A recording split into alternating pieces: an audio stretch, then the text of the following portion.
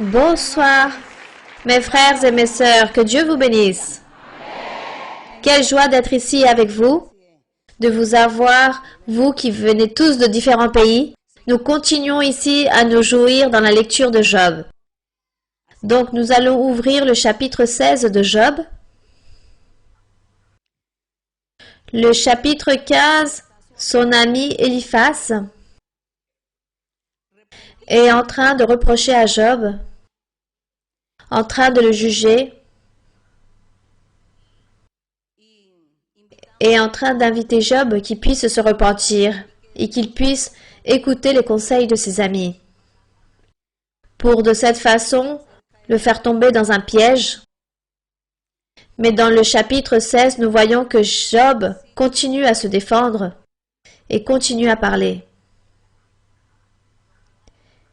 Ce qu'il y a dans son cœur vis-à-vis de Dieu. Et ainsi, nous lisons que Job prit la parole et dit « J'ai souvent entendu pareille chose, c'est-à-dire tous les mensonges et toutes les paroles que Eliphaz a parlé dans le chapitre antérieur. Job a dit « J'ai souvent entendu de pareilles choses. » Il dit « Vous êtes tous des consolateurs fâcheux. » Vous êtes tous fâcheux. Et ils sont consolateurs, car vous êtes ici nombreux et vous êtes en train de me gêner. J'aurais préféré que vous ne soyez pas dans ma présence. Et dans le verset 3, Job dit « Quand finiront ces discours en l'air ?» Il dit que leurs discours sont des paroles en l'air. Pourquoi cette irritation dans tes réponses? Moi aussi, je pourrais parler comme vous. Si vous étiez à ma place, je vous accablerais de paroles. Je secouerais sur vous la tête. Bon, là, il est en train de se défendre. Continuez avec le verset 5. Je vous fortirai de la bouche, je remuerai les lèvres pour vous soulager. Job dit, si je parle, mes souffrances ne seront point calmées. Et si je cesse de parler, en quoi seront-elles moindres? Donc il dit, qu'il parle ou qu'il ne parle pas, ses douleurs seront toujours en lui. Ensuite il dit, maintenant, hélas, il m'a épuisé. Tu as ravagé toute ma maison. Continuez avec le verset 8. Tu m'as saisi pour témoigner contre moi. Ma maigreur se lève et m'accuse en face. Là, nous voyons que Job n'arrêtait pas de se plaindre à cause de sa condition physique. Il se lamentait qu'il voyait qu'il était malade, que sa peau était collée à ses os et qu'il était en train de souffrir énormément. Ça, c'était sa souffrance. C'était la seule chose qu'à chaque fois il rappelait et qu'il exprimait. Mais à aucun moment, on voyait qu'il était en train de se plaindre ou parler mal du Tout-Puissant. Verset 9. Il me déchire et poursuit dans sa fureur. Il dit que Dieu a été très en colère envers lui et sa fureur l'a déchiré. Il grince des dents contre moi. Il m'attaque et me perce de son regard. Continuez avec le verset 10. Il ouvre la bouche pour me dévorer. Il m'insulte et me frappe les joues. Il s'acharne tous après moi. Ce verset nous fait rappeler le Seigneur Jésus-Christ. Le Seigneur Jésus-Christ a souffert aussi. Cette pénalité, cette persécution, cette injure et aussi cette maltraitance physique qu'on lui a donnée. Ses amis, ses frères, ceux du peuple juif à l'époque d'avant. Et c'est pareil ce verset, car le Seigneur Jésus s'est aussi lamenté quand il disait dans un psaume, il dit, ils ont tous parlé contre moi et ils ont frappé ma joue. Contre moi, ils se sont tous réunis. Dieu me livre à la merci des impies et il me précipite entre les mains des méchants. Verset 12, continuez. J'étais tranquille et il m'a secoué. Il m'a saisi par la nuque et m'a brisé. Il a tiré sur moi comme un but. Donc ici, il était en train de dire, comme Dieu l'avait mis entre les mains de son ennemi, l'ennemi a fait beaucoup de choses mauvaises contre Job, comme l'ennemi a fait beaucoup de choses mauvaises contre le Seigneur Jésus-Christ, et aussi l'ennemi fait beaucoup de choses mauvaises contre nous. Mais nous allons prendre cet exemple pour continuer vers l'avant. Amen. Être ferme et fidèle jusqu'à la mort. Continuez. Dans le verset 14, il dit « Il me fait brèche sur brèche, il fond sur moi comme un guerrier. J'ai conçu un sac sur ma peau, j'ai roulé ma tête dans la poussière. » Continuez avec le verset 16. « Les pleurs ont altéré mon visage, l'ombre de la mort est sur mes paupières. Je n'ai pourtant commis aucune violence, et ma prière fut toujours pure. Ô terre, ne couvre point mon sang, et que mes cris prennent librement leur essor. » Continuez. « Déjà maintenant, mon témoin est dans le ciel, mon témoin est dans les lieux élevés. » Lui, il avait l'espérance que malgré toute sa souffrance, et malgré qu'il puisse mourir, ou qu'il arrive le jour de sa mort, il dit que là-bas dans les cieux, il allait avoir un témoin qu'il serait de son côté. Et à quel témoin il se référait? À notre Dieu. Verset 20, il dit « Mes amis se jouent de moi, mais c'est Dieu à qui j'implorerai mes larmes. Puisse-t-il donner à l'homme raison contre Dieu et au Fils de l'homme contre ses amis. » Terminé. Car le nombre de mes années touche à son terme, et je m'en irai par un sentier d'où je ne reviendrai pas. Donc là, ce sont les paroles qui sortent du cœur de Job, qu'à aucun moment, il est en train d'offenser Dieu. Il parle, il se défend, et il dit que réellement, Dieu l'a livré dans la main de ses ennemis, dans la main de son ennemi, pour qu'il puisse lui faire tout ce genre de mauvaises choses. Et nous sommes en train de lire et d'analyser Job pour pouvoir nous aussi reprendre cet exemple de fidélité, l'exemple d'amour envers Dieu, de reconnaissance envers notre Dieu, et être intelligent, de penser que nous avons aussi un ennemi et que cet ennemi nous fait beaucoup de choses mauvaises, mais Dieu est avant tout. Et en plus, Dieu est notre défenseur et notre ami. Donc, on donne l'honneur et la gloire à notre Dieu. Et de cette même façon, nous allons continuer avec les questions. Combien de micros il y a dans la soirée d'aujourd'hui? Mais avant de débuter nos questions, nous allons saluer avec beaucoup de tendresse tous nos frères et sœurs et toutes les personnes qui vont nous voir à travers la vidéo dans l'étude biblique de ce soir. Nous sommes ici à Palme de Majorque. Un grand bonjour pour vous tous, avec beaucoup de tendresse. Et nous allons commencer avec vos questions. Bonsoir ma sœur, que Dieu vous bénisse. Bienvenue à Majorque dans les îles balnéaires, ma sœur. C'est un grand plaisir, c'est une grande joie pour moi de pouvoir vous avoir ici avec nous ce soir, avec nous tous. Que la gloire et l'honneur soient pour Dieu. J'ai une question de la Bible, ma sœur. Oui. Elle se trouve dans le livre de Galates, chapitre 5. Dans Galates, chapitre 5. Oui, ma sœur. Versets 22 au 23. Oui, mon frère, vous pouvez lire. Il parle des fruits de l'esprit. Oui. Et dans le chapitre 5, verset 22, il dit ainsi. Mais le fruit de l'esprit, c'est l'amour, la joie, la paix, la patience, la bonté, la bénignité, la fidélité, la douceur, la tempérance. La loi n'est pas contre ces choses. Ma sœur, nous savons, car vous nous l'avez enseigné par rapport au mot amour, ce que cela signifie. Ça veut dire ne pas pécher. Continuer l'amour pour obtenir la perfection comme Jésus-Christ. La perfection, c'est dominer notre chair et aussi savoir dominer notre cœur. Ma question est, ma sœur Maralusa, l'amour se fortifie lorsqu'il y a plus de foi et plus de conviction? Ou la conviction et la foi font qu'il y ait plus d'amour? Ça, c'est ma question, ma sœur. On dit que l'amour parfait, l'amour pur, total, l'amour, on dit que quand l'amour arrive à la perfection, il se réfère lorsqu'un être humain, un homme ou une femme cesse de pécher.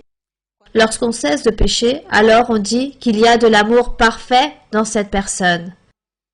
En cessant de pécher, alors cette personne a de la conviction, de la confiance en Dieu. Elle croit en le Seigneur, elle a de la sûreté en Dieu, elle a la foi, elle aime Dieu, elle s'aime elle-même, elle aime son prochain, elle désire faire la volonté de Dieu, elle désire plaire à Dieu. Toutes ces choses, tout cela est un ensemble d'éléments qui se réunissent en une femme ou un homme pour vivre cette vie parfaite et droite devant le Seigneur. Parfois, les personnes pensent que cela est très difficile d'arriver à être parfait, mais cela n'est pas le cas, car ce n'est pas souvent ce que nous imaginons. La perfection, c'est une personne tout à fait normale. C'est une personne qui cesse de faire des choses mauvaises et qui fait des choses bonnes, et dans son cœur, il n'y a que des vertus et des qualités. Ça, c'est la perfection. Et si le Seigneur Jésus-Christ a dit qu'il allait lever une église parfaite, sans tache et sans ride, cela est ainsi. Et cela se peut. On peut voir une personne arriver jusqu'à ce stade. Par exemple, nous lisons ici les cartes de l'apôtre Paul, et nous les lisons, et dans certaines parties, l'apôtre dit « Moi, j'ai déjà accompli avec mon travail. J'ai terminé ma carrière. » Il a osé dire qu'il avait terminé son métier, qu'il était arrivé au but. Alors, que pouvons-nous croire ce qu'il a compris? Qu'est-ce qu'il a compris, l'apôtre Paul? Qu'est-ce qu'il a vécu? Comment a-t-il vécu? Il a vécu dans la plénitude de Dieu, il a vécu cette perfection, et c'est pour ça qu'il a osé dire cela, qu'il avait terminé sa carrière, qu'il se sentait déjà satisfait et qu'un jour, peu importe le jour, il allait partir. Cela, on peut le réussir. Mais tout est un ensemble. Tout se joint. Ce n'est pas seulement un seul élément. Par exemple, celui-là de la sagesse ou de l'intelligence, la connaissance ou de la conviction. Non, tout. C'est tout ensemble. Une personne a tout cela. Elle peut avoir toutes ces choses-là, cette personne qui dit qu'elle est arrivée à ce stade de perfection. Et ce stade de perfection, cet état, s'appelle l'amour. Car on dit que tout se réunit dans l'amour, tout se joint dans l'amour. Et l'amour continue encore plus vers l'au-delà. Là-bas, vers l'éternité, nous aurons cet amour et la miséricorde de Dieu avec nous. Et l'amour, la sainteté, la perfection continuera là-bas, à toujours à vivre, à être présent. Donc là, lorsque nous lisons dans Galates, dans le chapitre 5, lorsqu'il dit qu'il faut s'éloigner de beaucoup de choses, de beaucoup de péchés, qu'il faut s'opposer à beaucoup de choses mauvaises, à beaucoup d'impudicité, car la chair nous incite à pécher. Il dit qu'il faut s'éloigner de tout cela, car au contraire, comme ça, nous obtiendrons des fruits. Et je veux lire de nouveau ces fruits, qui dit que les fruits de l'esprit, l'Esprit de Dieu, lorsque celui-ci arrive à notre cœur, à notre vie, il permet que nous puissions vivre cette vie sainte et droite que Dieu veut. L'Esprit de Dieu nous enlève beaucoup de tendances. Il fait que nous aimons Dieu et que nous voulons lui plaire à lui. Et que nous soyons humbles et simples et que nous puissions accepter notre vie et que nous puissions accepter que Dieu nous enseigne et que Dieu vive dans notre être pour nous changer. Et que de cette façon, lui, il nous donne cet amour, cette joie, cette paix, cette patience, la bonté, la foi, la douceur, la patience. Avec toutes ces choses, il n'existe aucune loi qui puisse le contredire, qui puisse éviter que nous puissions obtenir et faire les œuvres du Seigneur, que nous puissions accomplir avec les commandements de Jésus-Christ. Ça, ce sont les commandements de Jésus-Christ. Faire le bien et réunir tous ces éléments pour que, une fois qu'ils seront tous réunis, nous puissions dire que nous avons cet amour. Nous avons l'amour de Dieu dans notre être, ce qui nous aide à mener une vie sainte. Continuons vers l'avant avec une autre question. Bonsoir, ma sœur Marie-Louisa. Soyez la bienvenue, vous et tous ceux qui vous accompagnent. Bienvenue en Espagne, sur cette terre merveilleuse, dans les îles balnéaires. Si vous me le permettez, j'ai une question de la Bible qui se trouve dans le livre de Proverbes, dans le chapitre 9, du verset 1 jusqu'au 6. Proverbe 9 du 1 au 6. Oui, ma sœur, oui. Je peux lire, ma sœur? Oui, mon frère. La sagesse a bâti sa maison. Elle a taillé ses 7 colonnes. Elle a égorgé ses victimes, mêlé son vin et dressé sa table. Elle a envoyé ses servantes. Elle crie sur le sommet des hauteurs de la ville. Que celui qui est stupide entre ici. Elle dit à ceux qui sont dépourvus de sens, « Venez, mangez de mon pain et buvez du vin que j'ai mêlé. Quittez la stupidité et vous vivrez et marchez dans les voies de l'intelligence. » Merci beaucoup, ma sœur. La sagesse a bâti sa maison, c'est le Seigneur Jésus-Christ. Le Seigneur Jésus-Christ, c'est la sagesse. Et il dit que lui, il a édifié sa maison, il a bâti sa maison qui est l'Église, dans le verset 1. Qu'il a taillé ses 7 colonnes, il a égorgé ses victimes, mêlé son vin, il a dressé sa table, il a envoyé ses servantes. Notre Dieu a envoyé ses servantes. Et ces servantes, ce sont les prophètes. Les prophètes que Dieu a envoyés pour qu'ils puissent prêcher, pour qu'ils puissent enseigner au peuple à vivre une vie sainte, une vie droite, pour qu'ils puissent s'éloigner des choses mauvaises et qu'ils puissent vivre en faisant des choses bien, en plaisant à Dieu. Ça, ce sont les servantes. Il dit qu'il a envoyé ses servantes sur le sommet des hauteurs de la ville pour qu'ils puissent leur clamer. Il dit à n'importe quel stupide, le Seigneur a fait un appel. Il a dit, prêchez la parole à tous, à toute créature, prêchez. Et ici, il dit aux simples, à ceux qui sont dépourvus de sens. Il leur a dit, venez manger de mon pain, c'est-à-dire la doctrine du Seigneur. Buvez du vin que j'ai mêlé, c'est-à-dire son sang. Lorsque nous acceptons et nous croyons en le Seigneur Jésus-Christ, symboliquement, nous avons mangé son corps, c'est-à-dire le pain de vie et son sang, qui est le sang qu'il a versé lors de la croix du calvaire, et c'est pour ça qu'il a dit « Mangez de ce pain qui est mon corps, buvez ce vin qui est mon sang, que je verserai dans la croix du calvaire. » Donc spirituellement et symboliquement, nous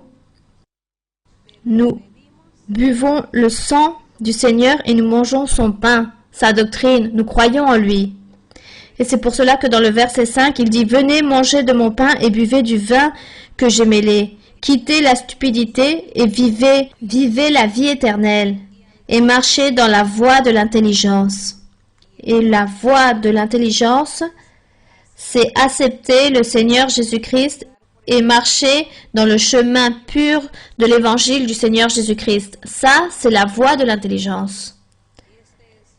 Et ça, c'est l'explication merveilleuse de cette sagesse qui dit qu'il bâtit sa maison. La sagesse, c'est le même Seigneur Jésus-Christ. Bien, continuons. Ma sœur, bonsoir, que Dieu vous bénisse. La question que je veux vous poser se trouve dans la Bible, dans le chapitre 61 d'Isaïe. Je trouve que le chapitre d'Isaïe, c'est un livre très merveilleux, très profond, rempli de beaucoup d'amour. C'est pour cela que je veux vous poser cette question dans le chapitre 61, dans le verset 1 et versets 9 et 10. La parole du Seigneur dit ainsi pour l'honneur et la gloire de son nom. L'Esprit du Seigneur l'Éternel est sur moi, car l'Éternel m'a oint pour porter de bonnes nouvelles aux malheureux. Il m'a envoyé pour guérir ceux qui ont le cœur brisé, pour proclamer aux captifs la liberté et aux prisonniers la délivrance. Dans le verset 9, il dit « Leur race sera connue parmi les nations et leur postérité parmi les peuples. Tous ceux qui les verront reconnaîtront qu'ils sont une race bénie de l'Éternel. » Verset 10. Je me réjouirai en l'Éternel, mon âme sera ravie d'allégresse en mon Dieu, car il m'a revêtu des vêtements du salut, il m'a couvert du manteau de la délivrance, comme le fiancé d'un diadème, comme la fiancée se pare de ses joyeux.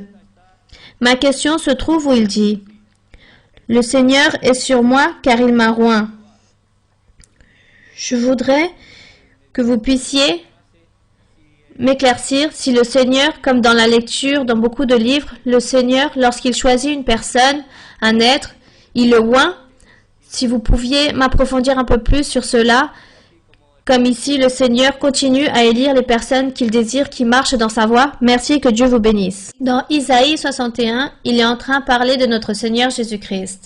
Il est en train de parler de l'appel que le Seigneur Jésus-Christ a fait en tant que prophète, en tant que sauveur, en tant que le précurseur, le seul chemin qui mène à la vie éternelle. Et c'est pour cela qu'il dit que l'Esprit du Seigneur, l'Éternel, est sur moi, car l'Éternel m'a oint. Ici, il parle du Seigneur Jésus, c'est pour lui. Il m'a envoyé pour porter les bonnes nouvelles aux malheureux et envoyé pour guérir ceux qui ont le cœur brisé, pour proclamer aux captifs la liberté et aux prisonniers la délivrance. Et ensuite, tous les versets continuent à parler de l'appel qu'a eu notre Seigneur Jésus-Christ et tout ce que le Père lui a recommandé qu'il devait faire. Et aussi dans le verset 9 qu'a lu le frère, lorsqu'il parle de la race, qu'il dit qu'elle sera connue parmi les nations et leur postérité parmi les peuples, c'est-à-dire les croyants. L'Église, ceux qu'allaient se convertir lors de la prédication du Seigneur Jésus-Christ. Il se référait à cela. Il dit qu'ils sont une race bénie de l'Éternel. Il faisait référence à l'Église du Seigneur. Je me réjouirai en l'Éternel, mon âme sera ravie d'allégresse en mon Dieu, car il m'a revêtu de vêtements du salut. Il parlait du salut que le Seigneur Jésus-Christ a offert et continue à offrir à ses croyants. Il m'a couvert du manteau de la délivrance comme le fiancé orne d'un diadème, comme la fiancée se pare de ses joyeux, car c'est l'Église du Seigneur Jésus-Christ. Et c'est le Seigneur Jésus quand il parle d'un fiancé, c'est le Seigneur Jésus-Christ, c'est l'Église, c'est l'épouse, car il dit que eux, ils vont célébrer les noces de Jésus-Christ avec son Église. Donc, tout ce livre d'Isaïe, c'est l'appel à Jésus-Christ pour sa mission que Dieu l'avait envoyée, une mission que lui toujours il est en train d'accomplir jusqu'au jour d'aujourd'hui. Il se réfère au Seigneur Jésus-Christ et à son Église. C'est très important que nous lisons Isaïe pour que nous puissions nous rendre compte de tout ce que Dieu a dit au Seigneur Jésus-Christ, tout ce qu'il a parlé de lui et tout ce qui se dit ici de l'Église du Seigneur Jésus-Christ. Donc, continuons vers l'avant. Bonsoir mes frères et mes sœurs, ma sœur, que Dieu vous bénisse. Ma sœur, j'ai une question. Maintenant, comme vous nous l'avez enseigné, nous vivons dans l'Évangile, dans la parole du Seigneur. Il y a deux cas dans la Bible, qui est dans Genèse et dans le deuxième livre de Rois. On parle de Enoch et aussi de Élie. Deux personnes qui ont marché avec Dieu, qui ont été transposées par Dieu. Ils ont marché avec Dieu, ils ont été transposés et la sœur nous a enseigné que cela fut une bénédiction très jolie. Et comme nous voyons dans la Bible, les apôtres, nous vous avons vous aussi, en tant que prophètes, évangélistes, nous sommes là pour nous perfectionner, nous voyons des miracles, nous voyons comment Dieu lève des morts. Ma question, ma sœur, est par rapport à être transposée. Est-ce que dans cette époque, nous aussi, nous pouvons voir que quelqu'un puisse être transposé? Et de là me surgit une deuxième question. Nous voyons que Élie a été transposé. Nous voyons aussi un autre personnage comme Daniel. Daniel fut un homme qui a fait des choses justes devant Dieu. Dieu l'a aimé. nous voyons dans la Bible, dans la lecture, que depuis que tu as disposé ton cœur à écouter le Seigneur a écouté, nous savons que le seul qui a accompli la loi fut notre Seigneur Jésus-Christ. Est-ce que Élie, Daniel, s'ils auraient vécu un peu plus, ils auraient pu accomplir la loi, ma sœur? Bien. Ne parlons pas autant d'accomplir la loi de Moïse, car il est écrit qu'aucun a accompli la loi. Personne n'a accompli la loi. Mais aussi, il y a des personnages dans la Bible qui n'appartenaient pas à la loi de Moïse. Il y a des personnages dans la Bible qui appartenaient aux invités de la noce de l'agneau. Le Seigneur Jésus disait que Jean le Baptiste n'appartenait pas à l'église du Seigneur. Il disait que Jean le Baptiste était l'ami de l'époux. Et Jean le Baptiste, c'est un invité aux noces. Et selon les psaumes, lorsque nous lisons psaume, nous trouvons dans un psaume, dans le psaume 84, où il parle des noces de l'agneau et de tous ses invités. Il dit qu'il y allait avoir beaucoup d'invités dans ces noces. Et nous disons, quels sont les invités? Car l'église du Seigneur ne peut pas être l'invité, car dans l'église, c'est l'épouse, c'est la fiancée, c'est celle qui se marie. Et les invités, donc nous avons comme invités Abraham, Isaac, Jacob, Daniel, Moïse, Enoch, Mathusalem. Bon, tous ces personnages, Jean le Baptiste, tous ces personnages que nous lisons dans la Bible, eux, ce sont les invités aux noces. Eux, ils ont été sauvés par la foi en le Seigneur, non parce qu'ils ont établi la loi de Moïse.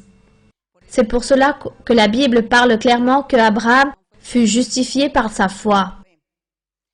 Et la Bible dit que nous tous, nous sommes fils d'Abraham, fils de cette foi. Ces personnages qui ont vécu dans l'Antiquité et qui ont fait la volonté de Dieu, comme dans le cas de Daniel, eux, ils sont avec Dieu, et c'est sûrement eux, les invités, lors des noces de l'agneau, car l'Église du Seigneur a commencé après que le Seigneur Jésus-Christ est monté au ciel. Une fois qu'il a été mort dans la croix du Calvaire et qu'il a ressuscité et qu'il est monté au ciel, de là a commencé l'Église du Seigneur Jésus-Christ. A commencé avec le jour de Pentecôte, lorsque Pierre a donné le premier discours. Lorsque les premiers croyants se sont convertis, de là commence l'Église du Seigneur Jésus. Donc les personnages qui ont vécu dans l'Antiquité, qui ont fait la volonté de Dieu, alors eux, ce sont les invités à ces noces. Et entre ces personnages, il y a Jean. Donc le Seigneur Jésus-Christ, il a dit entre tous les prophètes de l'Antiquité, il n'y a eu aucun prophète qui a été plus grand que Jean le Baptiste. Cependant, Jean le Baptiste, qui a été le dernier prophète, qui a prophétisé par rapport à la venue du Seigneur Jésus-Christ et de sa fulgure, de sa splendeur, du Seigneur sur la terre, de sa fonction, de son travail, Jean fut le dernier qui a prophétisé par rapport à Jésus-Christ. Il dit que lui, c'est le prophète le plus grand qu'il y a eu dans l'Antiquité. Cependant, le plus petit dans le royaume des cieux, le plus petit qui appartient à l'Église du Seigneur Jésus-Christ, il dit que le plus petit est plus grand que Jean le Baptiste. Pourquoi? Car ce petit dans le royaume des cieux, c'est l'Église du Seigneur Jésus-Christ, c'est l'épouse de Christ, alors que Jean, c'est juste l'invité. Voilà ce que parle ici la Bible, ce que nous mentionne la Bible, que nous avons compris jusqu'à présent, sur toutes ces choses, sur toutes ces merveilles de Dieu. Donc les personnages de l'Antiquité n'ont pas été sauvés par la loi de Moïse, mais parce qu'ils ont obéi à Dieu, car ils ont accompli avec tout ce que Dieu a demandé de leur faire, chacun dans leur travail, entre autres les prophètes aussi. Bien, continuons. Brothers and sisters, good evening, Sister Maria Luisa. You are welcome to Mallorca. Sister Maria Luisa, I'm happy to see you. Bonsoir, mes frères et mes sœurs, ma sœur, que Dieu vous bénisse. Je suis très joyeuse de vous voir. Sister Maria Luisa, as I'm seeing you now, my heart is full of love, is full of joy. Ma sœur Marie-Louisa, comme je vous vois aujourd'hui, mon cœur est rempli de joie et d'allégresse. Sister Maria Luisa, I have a question to ask from the book of Genesis, verse 32, 24 to 30. Ma sœur Marie-Louisa, ma question se trouve dans le livre de Genèse, chapitre 32, versets 24 au 30. Sister Maria Luisa, the one I don't understand here is 28, and he said, the name shall be called no more Jacob, but Israel. For as priest hast thou power with God and with men, and hast prevailed. Ma sœur Marie-Louisa, ma question se trouve dans le verset 28, lorsqu'il dit « Ton nom ne sera plus Jacob, mais tu seras appelé Israël, car tu as lutté avec Dieu et avec des hommes et que tu as été vainqueur. » L'ange de Dieu a dit à Jacob que son nom ne sera plus Jacob. C'est là où Dieu a fait cet appel à Jacob. Il lui a fait cet appel et Dieu lui a promis qu'à travers de lui, il serait en train de former une nation très grande. Effectivement, cette nation s'est formée avec les 12 fils de Jacob. Car ensuite Jacob s'est marié et a eu 12 enfants. Et ces 12 enfants furent les 12 tribus d'Israël, une nation complète. C'est pour cela qu'ici, cet ange a dit à Jacob, il lui a dit « Comment tu t'appelles » Il lui a dit Jacob. Il lui a dit « Maintenant, à partir de maintenant, tu t'appelleras plus Jacob, mais Israël. Ton nom sera Israël. » Israël, qui sera le nom spécial que Dieu a donné à Israël, car c'est un peuple, car c'est une nation que Dieu va former à partir des échines de Jacob. Il allait former son peuple Israël et qu'il allait bénir Israël. Mais ce Jacob, ou Israël, c'était le prototype de Jésus-Christ. C'est pour cela que notre Dieu a été très attentif, proche de ce peuple d'Israël, car Dieu était en train de voir à son Fils Jésus-Christ, en Israël, en Jacob, en la promesse que Dieu a donnée à Jacob. Et de là, Dieu bénit et établit cette nation. Et cette nation, malgré que ce fût des êtres physiques et matériels, ils ont manqué à Dieu. Mais la promesse de Dieu a continué à être vivante jusqu'au jour où le Seigneur Jésus-Christ est apparu. Et comme ce véritable Israël a fait les œuvres de Dieu, il a terminé son travail, il a fait ce plan merveilleux par rapport à l'accord qu'il a eu avec son Père de former un peuple nouveau, une nation nouvelle, une église. Voilà ce qu'a fait ce Israël spirituel, cet Israël auquel Dieu lui a parlé ici à Jacob. Lui, il a accompli cette promesse qu'il a faite à Jacob. Il ne l'a pas accomplie avec le peuple d'Israël physique, mais avec l'Israël spirituel, avec Jésus-Christ. Et ensuite, le Seigneur Jésus-Christ, qu'est-ce qu'il est en train de faire? En train d'établir son peuple, son église parfaite, pour terminer ce plan et le présenter devant Dieu. Et le présenter pour lui-même une église pure, sans tache, avec laquelle il va se marier.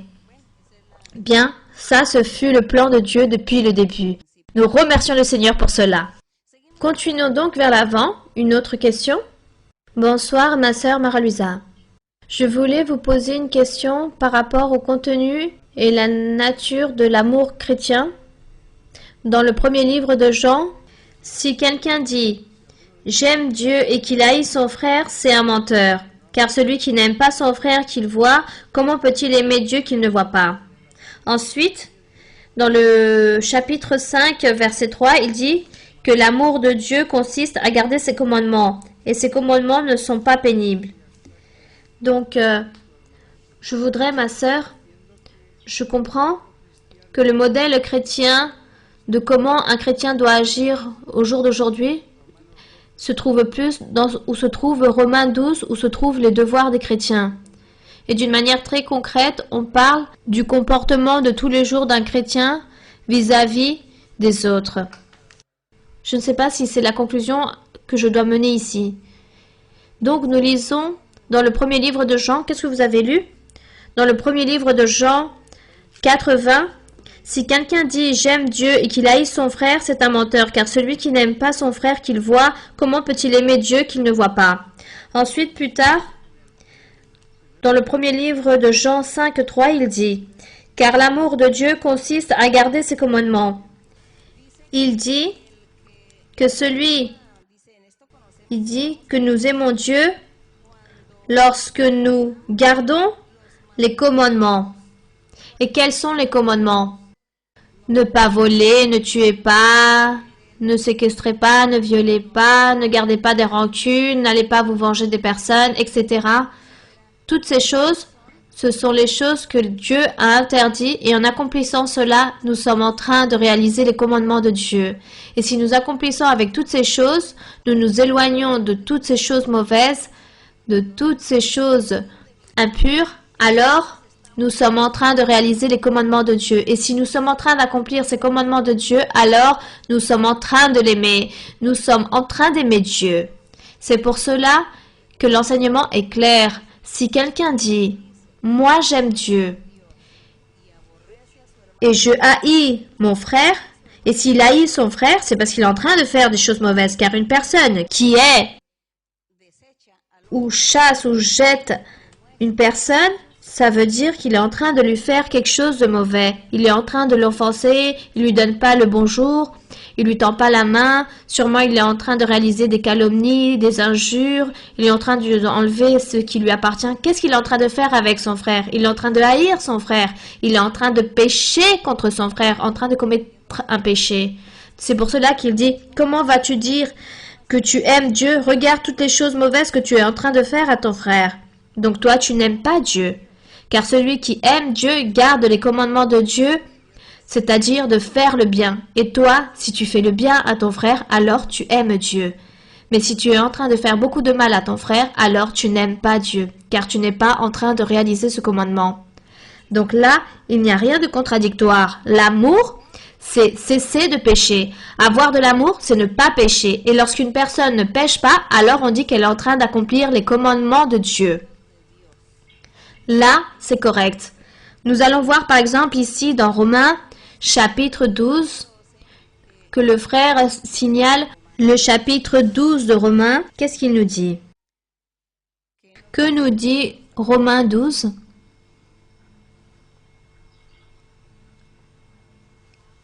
Ici, il parle de fonction. Il dit, je vous exhorte donc, frères, par les compassions de Dieu, à offrir vos corps comme un sacrifice vivant, saint, agréable à Dieu, ce qui sera de votre part un culte raisonnable. Qu'est-ce que présenter en sacrifice les corps vivants saints, si ce n'est pas que chacun de nous nous sacrifions avec les choses qui nous plaisent le plus, dans ce qui nous produit du plaisir. Et nous, on ne le fait pas. Juste pour plaire à Dieu, juste pour accomplir les commandements de Dieu. Donc, quelqu'un, par exemple, adore s'enivrer, boire beaucoup d'alcool. Il dit, moi, je bois de l'alcool car j'adore cela. Ma chair me le demande. Mon corps me demande de boire et boire encore. Mon corps me demande de m'enivrer. Je veux m'enivrer. Et une fois qu'il est ivre, il fait beaucoup de choses. Il fait beaucoup de folie, car il perd le sens. Là, il est en train de pécher. Là, il n'est pas en train d'accomplir les commandements de Dieu. Là, cette personne n'est pas en train de vivre cette vie sainte. Elle n'est pas en train de se sacrifier elle-même. Mais si cette personne dit non, je veux faire les commandements de Dieu, je veux vivre une vie sainte, alors je vais m'interdire et je vais cesser de m'enivrer car je veux plaire à Dieu. Et je ne veux pas offenser les personnes qui m'entourent. Car lorsque je suis ivre, je commets des folies, je fais des choses mauvaises et je fais beaucoup de mal à ceux qui m'entourent. Donc, je vais me sacrifier. Je ne vais plus boire. Maintenant, je vais sacrifier ma chair. C'est cela, le sacrifice vivant. Voilà ce que dit ici l'apôtre. Je veux, pour la compassion de Dieu, que vous offrez vos corps comme un sacrifice vivant, qu'il soit saint, agréable à Dieu, c'est-à-dire accomplir les commandements de Dieu. Voilà, ça c'est la même chose que nous sommes en train de parler de la même chose, en train de parler qu'il faut s'éloigner du péché.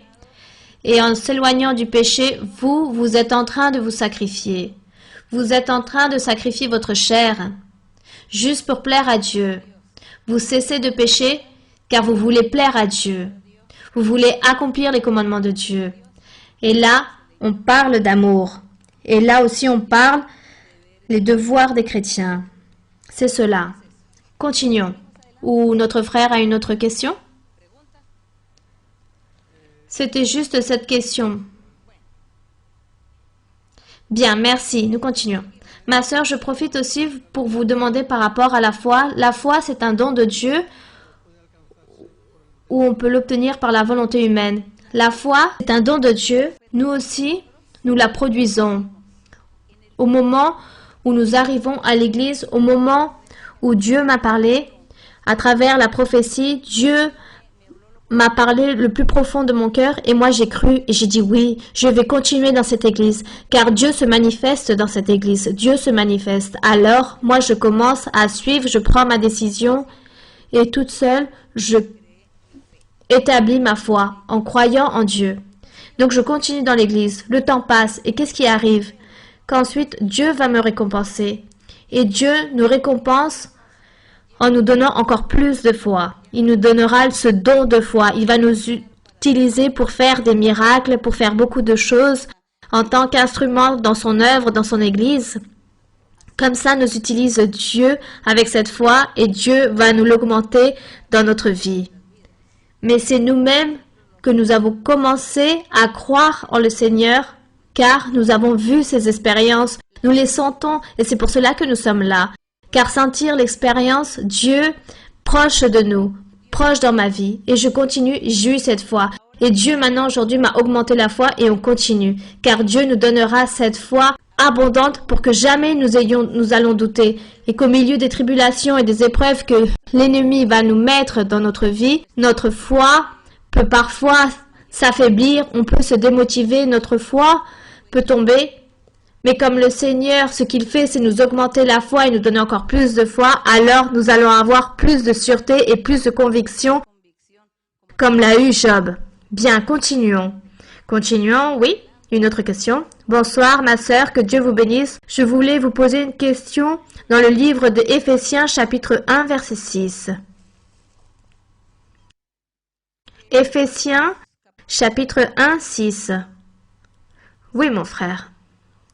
Pour louange et la gloire de sa grâce par laquelle il nous a accordé en son bien-aimé. Ma sœur, quand je lis ce verset, à chaque fois, je pense aux louanges. Lorsque nous louons le Seigneur, je sens que la louange doit être quelque chose de naturel qui naît du cœur. C'est pour cela que je voudrais vous demander par rapport à ce moment lorsque nous sentons que la louange ou par exemple, il y a des frères et sœurs qui leur coûtent louer. Alors je voudrais, s'il vous plaît, ma sœur, que vous puissiez nous corriger et vous pouvez nous enseigner. Merci et que Dieu vous bénisse. Bien, il n'y a pas que la louange qui est ici dans le verset 6. Les frères et sœurs ont déjà cherché 1 Éphésiens verset 6 où il dit que Dieu, ici dans le verset 4, il dit « En lui, Dieu nous a élus avant la fondation du monde pour que nous soyons saints et irrépréhensible devant lui, nous ayant prédestinés dans son amour à être ses enfants d'adoption par Jésus-Christ,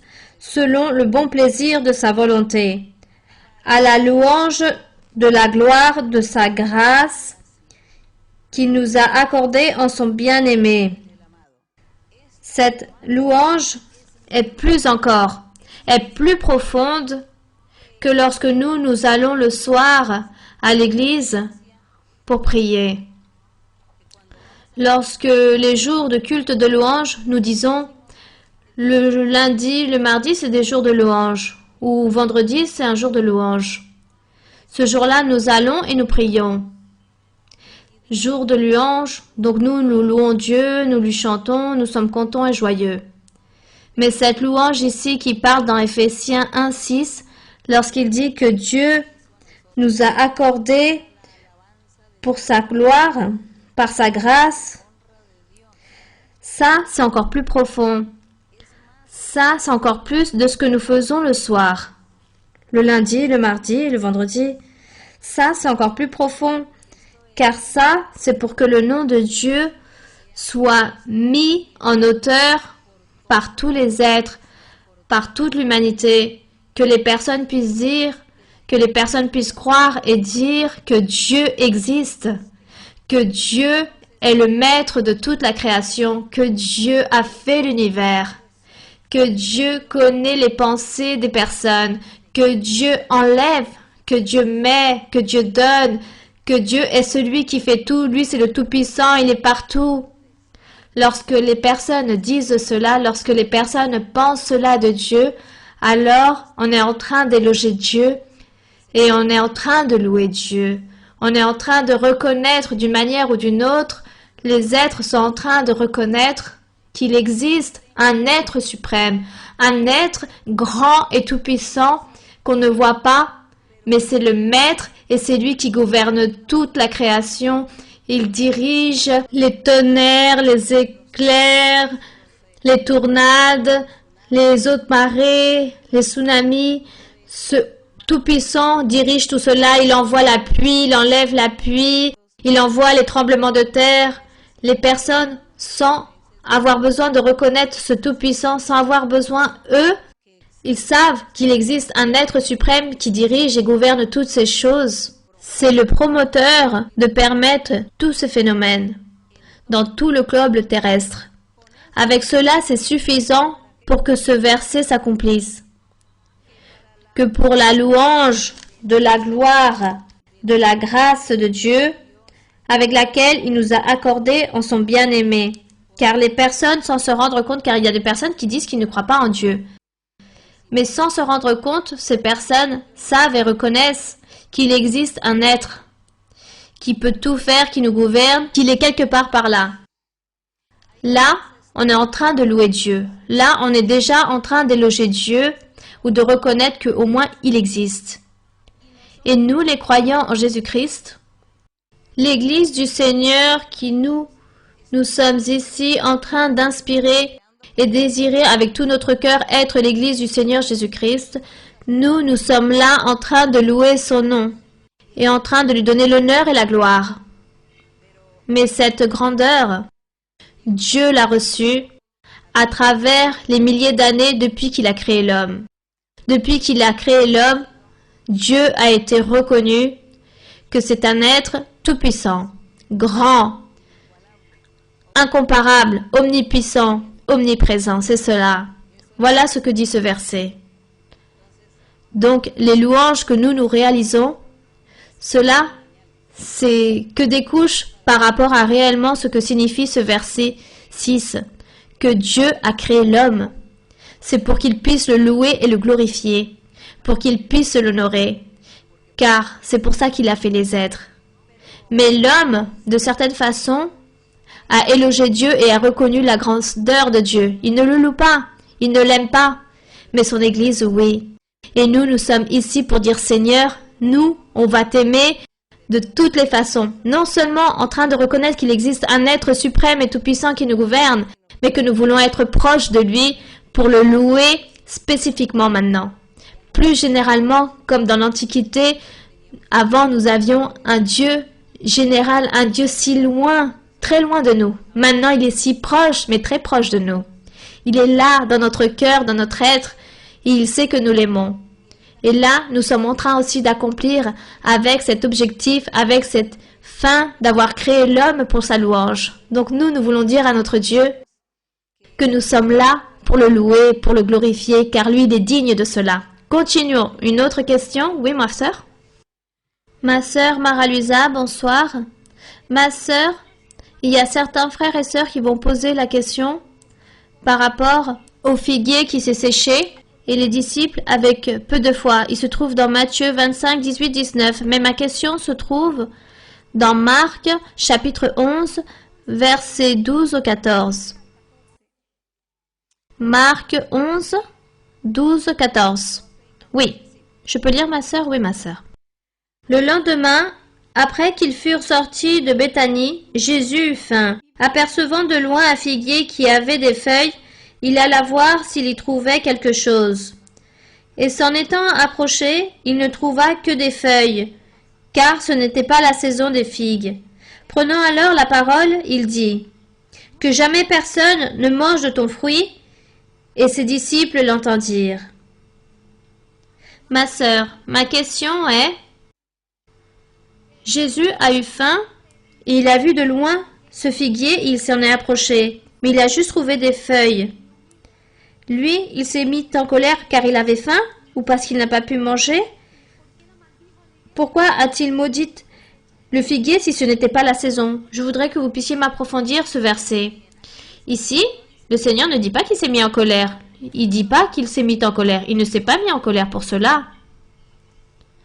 Et lui, il n'a pas non plus pensé à ce moment-là s'il était la saison ou pas la saison. Simplement, le Seigneur était concentré dans d'autres choses. Il était en train de penser dans le royaume des cieux. Il pensait à évangéliser, à sauver, à faire des choses bonnes à l'humanité. Il était en train de penser à cela et pas de savoir si c'était la saison ou pas pour les figuiers. En plus, parfois, lorsque les saisons passent, les arbres, il reste des fruits. La saison passe, mais dans les arbres, il reste certains fruits qui restent là dans les arbres. Voilà, ça c'était son espérance. Même si c'était pas une saison de fruits ou pas, au moins qu'il y ait quelque chose. Mais le Seigneur ne s'est pas mis en colère. Il a fait un miracle. C'est pour faire connaître à ses disciples que lui, il était le Fils de Dieu. Que lui, c'était l'homme à qui Dieu avait envoyé. Un messager, que lui, c'était le précurseur, le roi, le sauveur que Dieu allait envoyer pour sauver l'humanité. Le Seigneur a voulu montrer à ses disciples le pouvoir qu'il avait, les facultés qu'il avait. C'est pour cela qu'il a dit au figuier que plus jamais il ne donne de fruits. Ça, on peut appeler ça une malédiction. Il a peut-être maudit le figuier, car comme il n'y a pas eu de fruits pour moi, alors toi, tu ne vas plus donner de fruits à personne. Et par le temps, le figuier s'est séché. Mais le Seigneur n'était pas en colère à cause de cela. Il était conscient de toutes les choses. C'est juste qu'il a voulu se manifester pour que ses disciples ne puissent pas douter de lui et qu'ils puissent continuer à croire en lui en train de voir toutes ces merveilles et tous ces miracles. Voilà ce qui est arrivé. Bien, continuons. Bonsoir, ma sœur Mara-Luisa. Je suis espagnole et je vous donne la bienvenue. Si vous me le permettez, je vais vous poser une question. Oui, mon frère. C'est par rapport à l'âme. L'âme, la Bible parle comme quelque chose de normal, oui, n'est-ce pas? C'est normal, c'est naturel. Mais aussi on parle du cœur. Et on parle de la pensée. Et pour pouvoir identifier chaque partie de manière différente, avec une pensée humaine, c'est très compliqué. Avec vous, j'ai appris, par exemple, le tabernacle. Je ne sais pas si je suis en train de dire bien bon ou pas, mais bon, pour pouvoir comprendre, je la compare avec le tabernacle des réunions. Le tabernacle des réunions, avec vous, nous avons appris qu'il y a 3 parties. Et dans chaque partie, il y a un significatif spécial. Par exemple, je comprends qu'à la fin, ça revient au même. L'âme a 3 parties, le cœur, la pensée et la conscience. Et dans chacune d'elles, de ces parties, il y a aussi toutes les parties représentent ici. Mais je ne sais plus, j'ai juste besoin que vous puissiez m'expliquer si cela est correct ou incorrect, car je voudrais en savoir plus. Merci. Bon, il dit que Dieu il a fait un corps physique, un corps matériel. Et ce corps, il a mis un esprit pour que ce corps physique inerte puisse bouger, puisse marcher, puisse avoir une vie. Donc il a mis l'esprit. Mais à cet esprit, il a une âme et il a une conscience. La pensée, c'est le même raisonnement que la personne. C'est la conceptualisation, c'est le concept, le critère qu'un être peut avoir de quelque chose, de la vie, de soi-même ou des autres. Ça, c'est ce qu'on appelle la pensée. C'est pour ça qu'on dit une pensée et cœur. La pensée et le cœur vient être la même chose selon la Bible. La mentalité d'une personne, nous on dit la mentalité de cet homme. Quelle est la mentalité? On dit que Dieu n'existe pas. Lui, il dit qu'il ne croit pas parce que peut-être c'est sa mentalité. Et cette mentalité, d'où elle sort? Du cœur. Car du cœur sort tout. Les choses bonnes et mauvaises sortent du cœur. Elles sortent en dehors.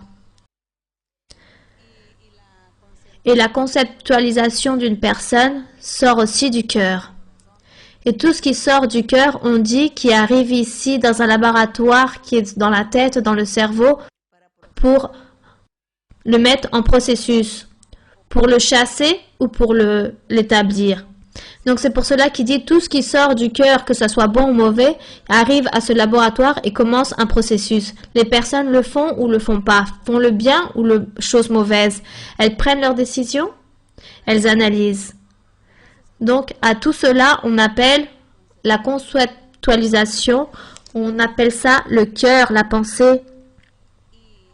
Et cette âme, c'est la même chose, c'est la conscience.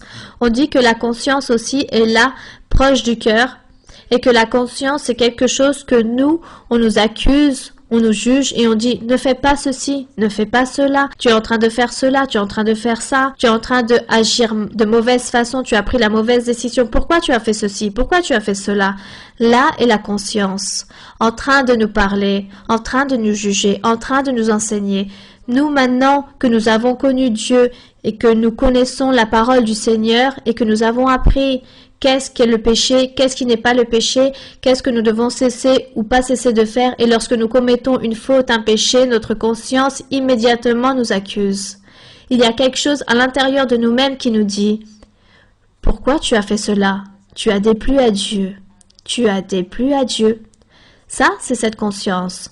Donc ça, c'est ce qu'un jour, nous allons produire devant la présence du Seigneur. Un jour, avec cette chair, lorsqu'elle va mourir, car la chair va rester inerte et meurt, elle va devenir de la poussière, mais on dit que cet esprit, avec sa conscience, sa mentalité, avec sa manière de raisonner, avec son âme, cet esprit va monter à la présence du Seigneur. Et la personne ne va jamais cesser d'être la personne. Elle va toujours se souvenir, se rappeler de beaucoup de choses. Elle sait qu'elle a fait des choses bonnes, elle sait qu'elle a fait des choses mauvaises, elle sait où elle sait ce qu'elle a fait ou pas dans la vie.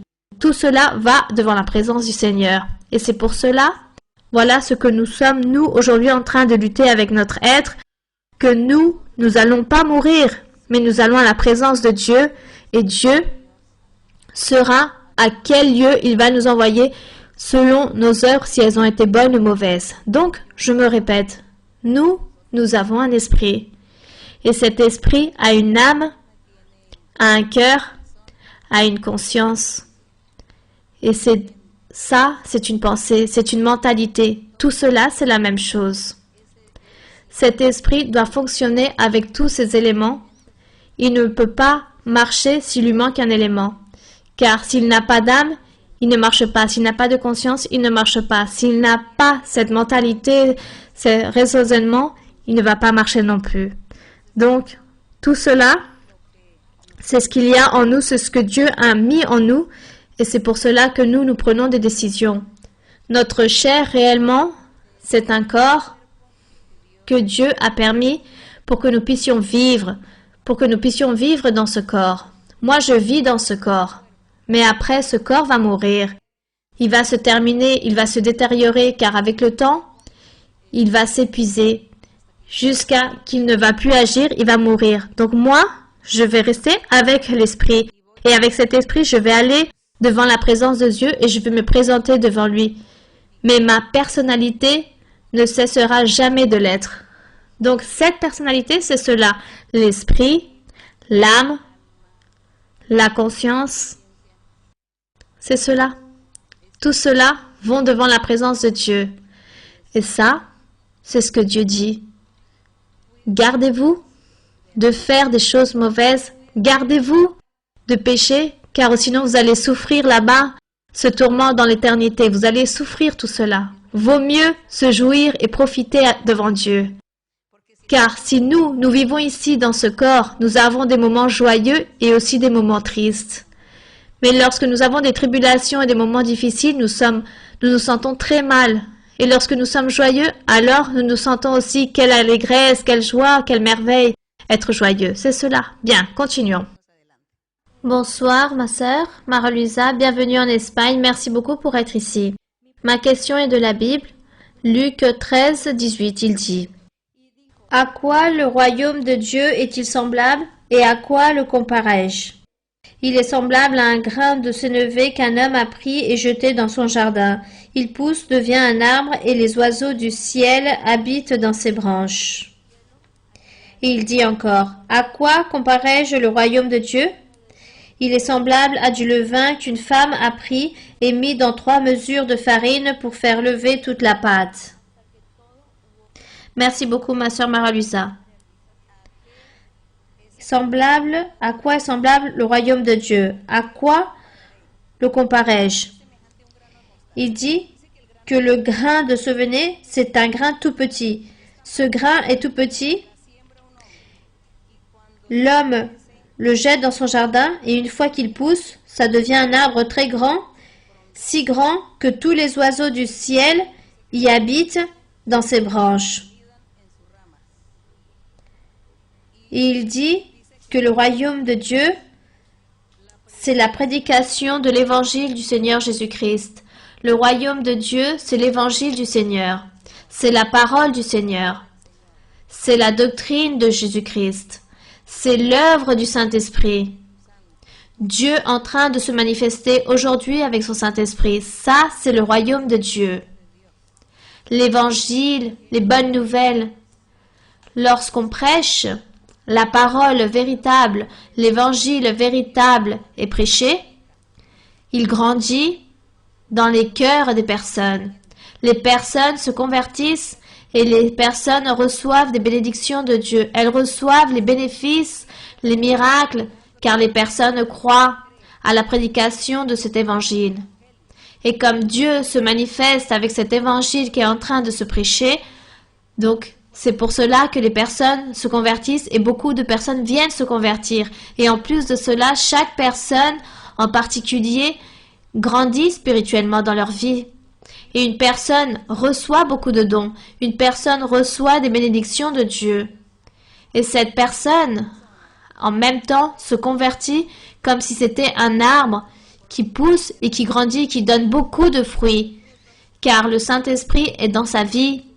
Car elle a cru en l'évangile, et parce que Dieu est venu dans sa vie y habiter, et cette personne est en train de donner des fruits, et Dieu est en train d'utiliser cette personne, et la personne prie pour les personnes, et les personnes reçoivent des miracles, et de cette manière, la personne qui donne ses fruits de la part de Dieu, c'est cet arbre qui dit que tous les oiseaux viennent y habiter. Ça veut dire les autres personnes viennent et reçoivent les bénéfices de vous qui avez reçu de Dieu, vous qui avez des choses de Dieu, vous avez de la doctrine, vous avez les dons, vous avez une nouvelle vie, vous donnez un bon exemple, un bon témoignage, vous édifiez les autres personnes avec votre témoignage. Donc toutes les personnes se convertissent de vous voir, de voir votre témoignage. Et c'est à travers vos fruits, les pouvoirs que vous avez et de la manière comment Dieu vous utilise. Donc, beaucoup de personnes viendront. Ça, ce sont les oiseaux du ciel qui viennent et font des nids dans ces branches qui vient de pousser. Et de cette manière est comparé le royaume des cieux. Comme ce grain de sénévé ou comme le levain qu'une femme a pris et a mis dans 3 mesures de farine pour faire lever toute la pâte. Et la pâte grandit et grandit et ensuite de là sortira des pizzas, des gâteaux, tout ce que vous voulez faire avec cette pâte sortira énormément car ce levain, elle l'a augmenté. Et ainsi est le royaume de Dieu, les fruits que chaque personne donne pour avoir cru en Dieu. Et les âmes que chaque personne aussi se gagne pour avoir évangélisé, pour avoir parlé de Dieu et pour avoir donné un bon témoignage et un bon exemple. Donc, chacun est un arbre.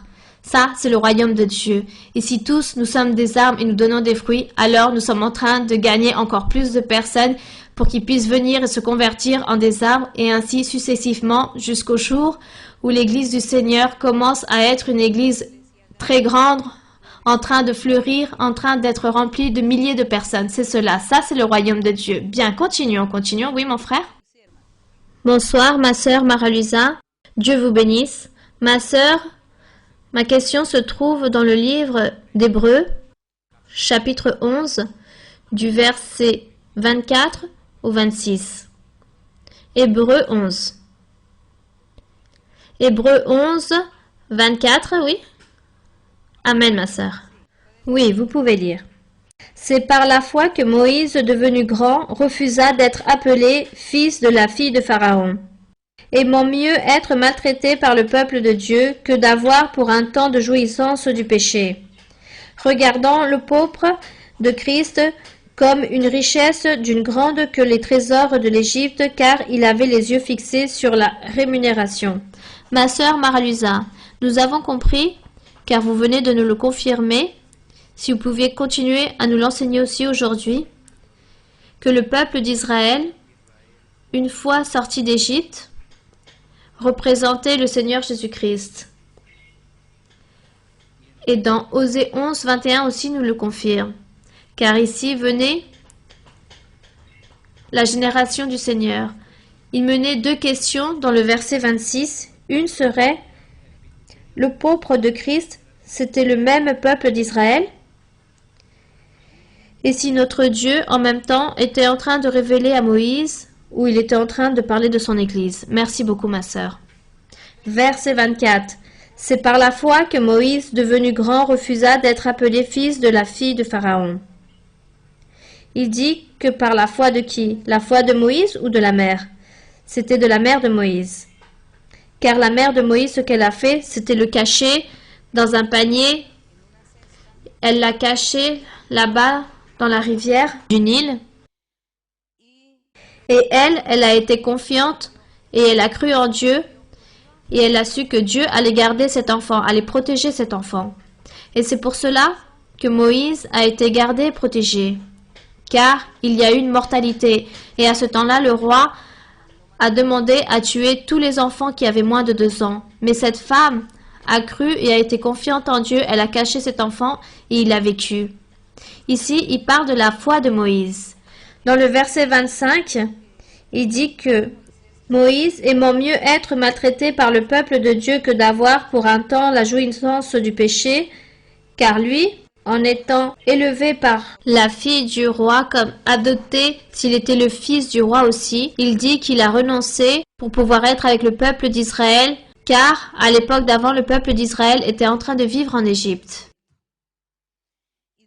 Et là-bas, Dieu a appelé Moïse pour qu'il puisse sortir d'Égypte et qu'il puisse mener son peuple à la terre de Canaan. Mais, ici, le verset 26 dit « Regardons l'opprobre de Christ comme une richesse plus grande, c'est-à-dire que Moïse a préféré avant choisir être avec le peuple d'Israël en train de souffrir, en train d'écouter la voix de Dieu, que d'être dans le palace du roi en train de profiter de toutes les richesses du monde et tous les trésors. Car, sans lui savoir, car Moïse n'a pas connu Jésus-Christ, mais il a connu notre Père, notre Dieu. Il a su, Dieu lui a donné ses expériences, de le connaître, de faire cet appel. Donc il dit que lui, il a préféré choisir cette voie de l'appel de Dieu, qu'il était en train de lui faire en sortant le peuple d'Égypte. Et c'est pour cela qu'il dit, malgré qu'il ait toutes ses richesses, le pauvre de Christ, comme une richesse plus grande que les trésors d'Égypte, car il avait les yeux fixés sur la rémunération. Cette rémunération que Dieu était en train de lui offrir. Il lui a dit, tu dois sortir d'ici et sortir ce peuple de cette nation. Et lui, il a obéi à Dieu. Il a obéi à Dieu, car il a cru en Dieu. Et en croyant en Dieu, il a eu cette foi. Et Dieu lui a récompensé cette foi. Car l'opprobre, ce fut les souffrances du Seigneur. Et Moïse a choisi écouter la voix de Dieu, son appel, pour commencer une vie de tribulation, une vie difficile, car à partir de là, il a commencé à avoir des jours très difficiles, Moïse. Mais le plus beau, c'est la manifestation que Dieu a donnée à Moïse. La main de Dieu avec Moïse et les miracles et toutes les choses qu'il a réalisées pour se laisser dirigés par Dieu, pour se laisser utiliser par Dieu. Aujourd'hui aussi, il nous fait cet appel, Dieu nous fait des promesses, il nous parle beaucoup de choses, et nous choisissons ce chemin. Nous choisissons ce chemin de cet appel que Dieu nous fait, et ne regardons pas autant les plaisirs du monde, mais plutôt les choses bonnes, les meilleures choses, le meilleur chemin, le chemin plus excellent que Dieu nous montre. Bien, donc que Dieu nous donne cette victoire, ce triomphe, que Dieu nous aide pour pouvoir comprendre ses voies et faire la différence et pouvoir choisir de ce qui est mieux pour nous et ce qui nous convient. Bien, continuons avec une autre question. Bonsoir ma sœur, que Dieu vous bénisse. Je suis très joyeuse ma sœur de pouvoir être ici ce soir, proche du Seigneur. Je veux vous poser une question si vous me le permettez. Elle se trouve dans Matthieu 16, dans le verset 24. Je peux lire ma sœur? Oui ma sœur. Matthieu 16, 24.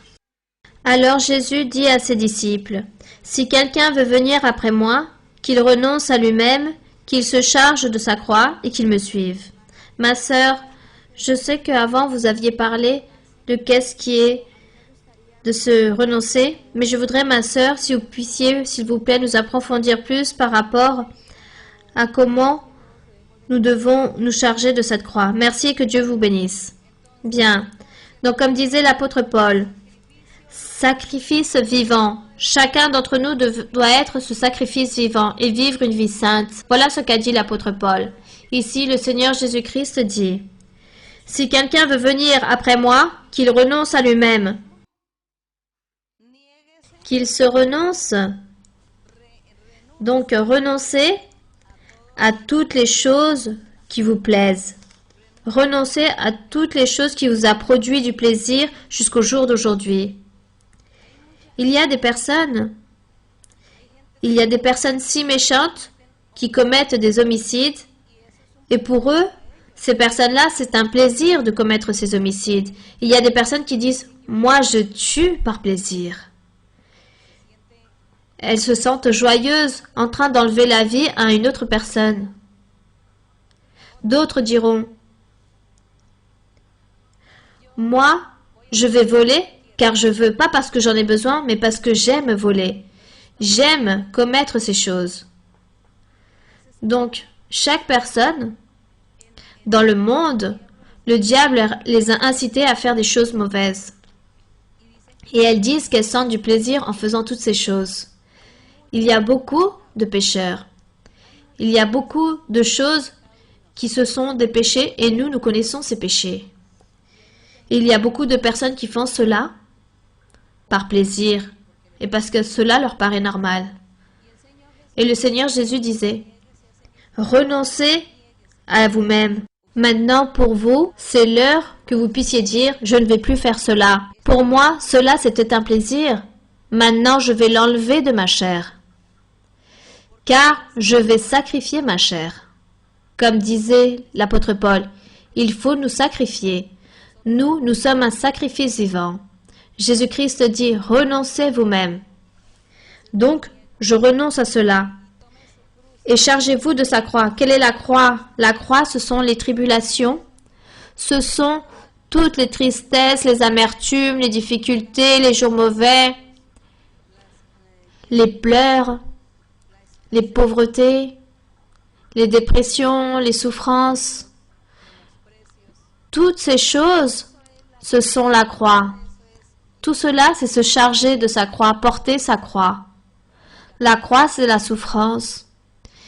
On dit que le Seigneur Jésus-Christ a porté une croix très lourde, car c'était les souffrances et les péchés de beaucoup de personnes. Tous les péchés que les personnes avaient commis, lui, il s'est rendu coupable. Lui, il a pris tout cela, et il a dit, rendez-moi coupable. Prenez en compte que c'est moi qui ai fait toutes ces choses, tous ces péchés, toutes ces méchancetés. Et lui, il s'est chargé de prendre en charge tous ces péchés et c'est pour ça qu'on dit qu'on lui a donné une croix physique qui symbolisait le péché, la méchanceté de toute l'humanité, et la souffrance et les tribulations. Car le Seigneur Jésus a souffert beaucoup de tribulations, beaucoup de souffrances, d'injures, de blasphèmes, de calomnies physiques et psychologiques. Il a été maltraité et il a beaucoup souffert. Tout cela, on appelle la croix. Ça, c'est la croix qu'il a portée. Et c'est pour ça que le Seigneur Jésus dit, « Celui qui m'aime, qui se renonce et qui se charge de sa croix et qu'il me suive. » Qu'il commence à porter la souffrance, commence à laisser le péché. Sacrifie-toi et ne pêche plus. Souffre, mais sois patient comme Job. Sache supérer les jours mauvais, l'amertume. Sois fort, sois courageux. Ça, c'est la croix qu'il faut porter. Ça, c'est la croix que nous menons. Ce n'est pas une figure, ce n'est pas un signe, ce n'est pas un morceau de bois. Ça, c'est quelque chose de symbolique, de spirituel. Les souffrances et les tribulations que vous pouvez avoir, ça, c'est une croix. Vous êtes en train de porter cette croix par amour à Dieu, pour amour à Jésus-Christ. Et le Seigneur Jésus a dit cela. Renoncez vous-même, chargez-vous de cette croix et suivez-moi. Ne vous inquiétez pas, car il y a d'autres versets de la Bible qui disent « Ne vous inquiétez pas, car ma charge est très légère, mon fardeau est très léger, je vais vous aider. Et je vous aiderai pour porter cela, pour mener toute cette charge, toute cette souffrance, toute cette tribulation. Je vais vous aider, continuez vers l'avant, priez, soyez confiants, car tout va être très simple et facile, et véritablement, cela est ainsi. C'est ainsi, car nous avons eu des jours mauvais, mais aussi nous sommes là avec la joie que notre Dieu est en train de nous aider pour nous lever et en train de nous fortifier. Continuons. Good evening, Sister Maria Luisa. Welcome to Palma de Mallorca. My name is Godwin Osawe, and I'm from Nigeria. I just have a question. My question is this. I want to make some statements first. Il donne son nom, il dit qu'il vient du Nigeria. Il vous donne la bienvenue, ma sœur Marie-Luisa. Il a juste une question. As Christians, I know it is good to know the Bible very well. Il dit, autant que chrétien, je comprends que c'est très bien de comprendre la Bible très bien. To know the inside and the outside. Pour savoir ce qu'il y a à l'intérieur dans toute la Bible. Paul told us to study to get ourselves approved. Étudier la Bible pour que nous puissions être approuvés à l'intérieur et vers l'extérieur. And Jesus told us that we should beware of false prophets in the last days. Et aussi, vous nous avez enseigné que le Seigneur Jésus-Christ parle des fausses prophéties dans les derniers temps. So my question is this. Is it wrong as Christians to read other biblical books outside the Bible? Ma question est-ce incorrect de lire d'autres livres ou d'autres littératures proches de la Bible en plus de la Bible? Bon, cela dépend. Qu'est-ce que vous êtes en train de lire et qu'est-ce que vous allez lire hors de la Bible? Qu'est-ce que vous allez lire? Cela dépend. On peut tout lire. Il y a beaucoup de livres dans le monde. Il y a beaucoup de lectures. Mais je ne sais pas si la question que vous me posez, si on peut lire d'autres livres ou d'autres choses référant en rapport de Dieu, mais qui ne soient pas la Bible. Ou c'est juste la Bible qu'il faut lire. Si votre question vient du côté de savoir et apprendre de Dieu, alors cela est suffisant de lire la Bible. Les livres qui sont mentionnés sur les choses de Dieu, sur les chemins de Dieu, cela est en plus, car il y a beaucoup de personnes, il y a beaucoup de religions qui se sont inventées et qui dévient le chemin des personnes. Donc la Bible, c'est suffisant de la lire. Et c'est difficile aussi de comprendre la Bible ou de pouvoir l'interpréter. Donc, je pense que c'est suffisant de lire la Bible. Mais si vous aimez la lecture, vous aimez lire les livres, d'autres livres, vous pouvez le faire. Vous ne péchez pas en faisant cela. Le sujet, c'est que votre mentalité ne se dévie pas là-bas en train de donner de la crédibilité dans des philosophies ou des choses là-bas de la science-fiction ou tout ce que l'homme s'invente, tout ce qui n'est pas réel, ce sont des choses fantastiques, mais que votre cœur et votre mentalité ne se dévient pas vers ces chemins, mais que vous le fassiez juste parce que c'est un plaisir, c'est un hobby d'occuper votre temps dans la lecture. Il faut savoir aussi ce que nous lisons et choisir notre propre lecture, mais ne cessons pas de lire la Bible, ne cessons pas de méditer en Dieu, et lui, il va nous enseigner. Dieu nous enseigne, Dieu nous guide et nous dit qu'est-ce qui nous produit des choses mauvaises ou pas. Si vous commencez à lire beaucoup de livres, nous ne savons pas quel genre de livres vous lisez. Si vous commencez à lire des livres de la magie noire, alors sûrement vous allez manquer à Dieu. Donc Dieu vous fera un appel d'attention. Pourquoi vous êtes en train de lire ces choses-là? Comme il y a de tout dans la vie, donc soyez sages et gardez-vous dans ce que vous lisez. Bien, continuons. Bonsoir, ma sœur Marie-Luisa, que Dieu vous bénisse. Ma question est la suivante. Ma sœur Marie-Luisa, une fois que nous avons été baptisés avec le Saint-Esprit, le Seigneur nous a donné les dons. Ça peut être le don de guérison, de prophétie. À quel moment nous devons travailler au Seigneur ou devons-nous attendre que quelqu'un nous dise que nous puissions travailler au Seigneur? Non, c'est pas que quelqu'un doit vous dire, c'est Dieu. Dieu est celui qui nous met à travailler, ce ne sont pas les personnes. Car le pasteur ne peut pas vous dire que vous devez travailler, car il n'a pas la faculté pour vous donner les dons spirituels. Si une personne reçoit le don de la prophétie par exemple, alors immédiatement, pendant qu'il est en train de prier, il est en train de prophétiser. Et s'il commence à prophétiser, tous vont se rendre compte qu'il a le don de la prophétie. Donc, là, le pasteur, celui qui prêche, va le féliciter et il va dire « Je vois que vous avez reçu le don de la prophétie. » Et là, vous allez dire « Oui, je suis en train de prophétiser. Le Seigneur m'a donné ses dons. Il m'a baptisé avec son Saint-Esprit. Et là, maintenant, j'ai l'impression de prophétiser. » Donc, le pasteur va vous dire « Donc, vous devez prier pour les personnes pour pouvoir travailler ce don, car la prophétie, c'est pour prier pour les personnes et donner la prophétie. Mais si la personne a juste reçu le baptême avec le Saint-Esprit et juste cela, elle ne peut pas aller là-bas à qu'on puisse la faire travailler, à imposer les mains. Elle doit juste attendre que Dieu lui donne cet ordre d'imposer les mains. Car tout dépend de ce que Dieu vous a dit et vous a promis. Si Dieu vous a dit « impose les mains », alors vous devez aller à imposer les mains, car Dieu vous l'a ordonné. Et du contraire, attendre. Avec juste le baptême du Saint-Esprit, vous devez attendre que Dieu donne les autres dons. Bien. Là-bas, je crois. Ma sœur Marie-Luisa, bonsoir. Je suis médecin et j'ai fait beaucoup de recherches car je sais que vous savez plus que moi par rapport aux sciences, à la médecine. Et ma question est par rapport à l'acupuncture. Vous avez déjà parlé dans des fois antérieures de l'acupuncture et des choses de la médecine traditionnelle et naturelle. Mais par rapport à l'acupuncture, je vous pose la question, car dans l'Église, nous voyons certains phénomènes que cette technique est en train de se découvrir.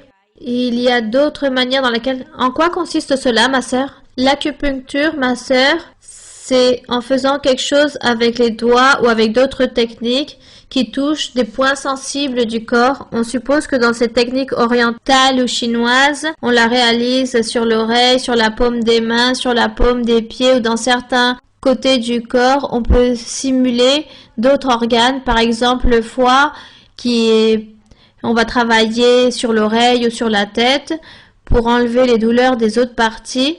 Et selon ces techniques, on peut simuler ces points. Et il s'avère qu'il y a eu des nouvelles techniques qui se sont réalisées, mais les personnes ne le connaissent pas. Donc, il y a beaucoup de frères qui cherchent cela. Et eux, ils viennent demander aux médecins qui sommes dans l'église. Ils nous posent des questions si cela est correct ou pas. Et beaucoup d'entre eux ne savent pas et ils le font. Mais certains soulagent ces douleurs et d'autres non.